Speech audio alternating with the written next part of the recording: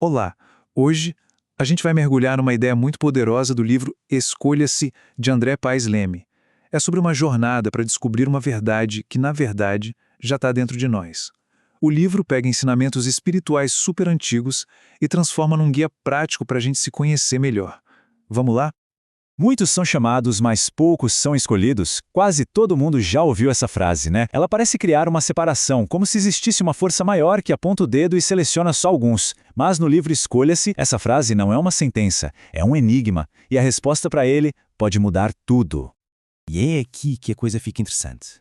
O livro desafia essa interpretação antiga e faz uma proposta bem radical. E se o poder de ser escolhido não for algo que vem de fora para dentro, mas sim algo que a gente ativa de dentro para fora? Essa ideia nos leva direto para o primeiro passo da jornada, o chamado. Mas esquece aquela imagem de um convite passivo que a gente fica esperando chegar. Aqui o chamado é um despertar. É um despertar para uma escolha que só a própria pessoa pode fazer. E essa é a grande virada de chave. Ser escolhido, segundo o livro, é na verdade um ato de escolher a si mesmo. É uma decisão consciente, sabe, de pegar as rédeas da própria jornada espiritual em vez de ficar esperando uma validação externa que, vamos combinar, talvez nunca chegue.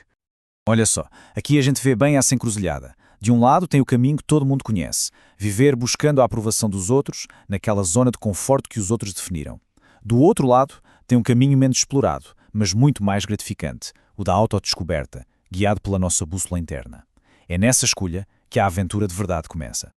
Ok, então, depois que a escolha é feita, para onde a gente vai? A segunda parte da nossa exploração revela o mapa do território que a gente vai navegar. E olha, esse território está bem mais perto do que se imagina. Essa citação, que atravessa os séculos, é a chave do mapa. Ela está dizendo que o tesouro que a gente tanto procura, paz, verdade, um propósito, não está num lugar físico, lá longe. Está aqui dentro. A viagem é para dentro. O que isso significa na prática? Significa parar de procurar respostas lá fora e começar a explorar a nossa própria paisagem interior. É nesse espaço interno que a gente encontra uma paz, um sentido que não depende do caos do mundo externo.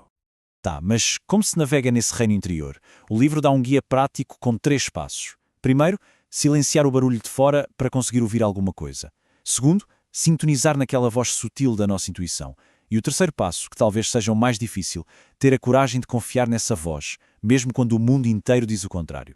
Como em qualquer grande aventura, a gente precisa das ferramentas certas. E essa jornada para dentro não é diferente.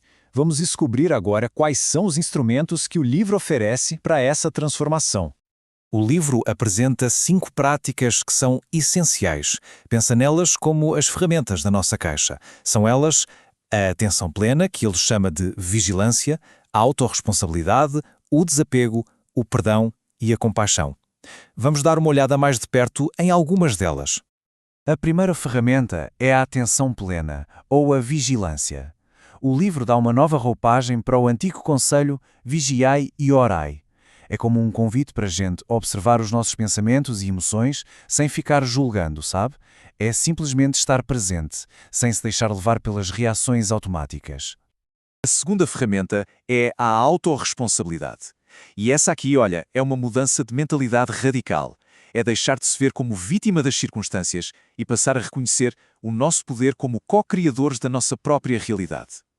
É aqui que a gente recupera a força para mudar aquilo que não serve mais.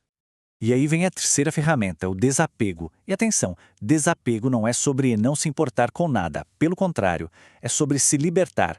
É a arte de encontrar a nossa segurança e o nosso valor dentro da gente, em vez de ficar procurando na aprovação dos outros ou em coisas que, a gente sabe, estão sempre mudando. Então, depois do chamado, do mapa e das ferramentas, a gente chega ao destino. Mas afinal, qual é o resultado de toda essa jornada interior?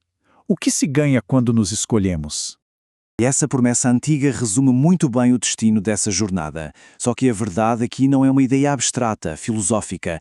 É a verdade crua e autêntica de quem cada um é por baixo de todas as camadas. E é conhecer essa verdade que liberta de verdade.